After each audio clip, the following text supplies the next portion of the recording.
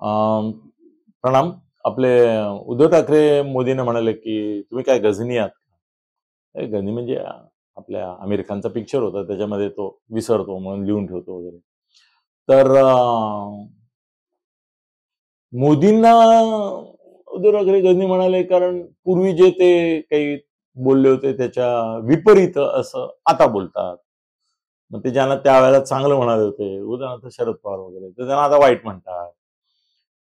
जेव्हा मुद्द्यांवर ते पहिल्यांदा प्रतिकूल होते, आता अनुकूल आहेत, अनुकूल होते, त्याला प्रतिकूल आहेत, असं ते सगळं तुम्ही आधी जे बोललात ते विसरून दुसरंच काहीतरी बोलता किंवा विपरीत बोलता, म्हणजे विरुद्ध बोलता त्याच्या, असं बोलण्यासाठी म्हणून त्यांनी गझनीचा मुद्दा काढला.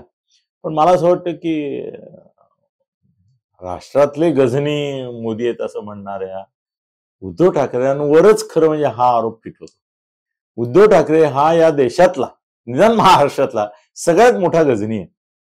याचं कारण असं आहे की उद्धवलाच आठवत नाही की आपण आधी काय बोललो होतो, नंतर काय बोलतोय, कोणाची स्तुती आपण केली होती, कोणाची निंदा आपण आता करतोय, हे कुठे उद्धवला आठवत. म्हणून तो उद्धवचे मागचे व्हिडिओ काढले की पंचित होते. आता ही पंचायत राज ठाकरेंची जास्त होते, हे मला कबूल करायला पाहिजे. अजितदादांची होते, एकनाथ शिंदेची होते.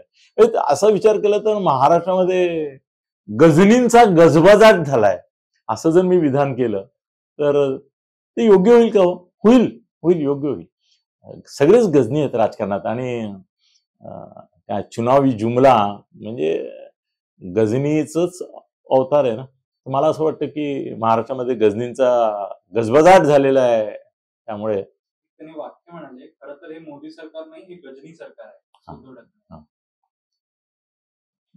तर हे सगळेच गझनी आहेत आणि एका गझनीने दुसऱ्याला गझनीला हिणवण्यात चिडवण्यात काय अर्थ नाही. धन्यवाद.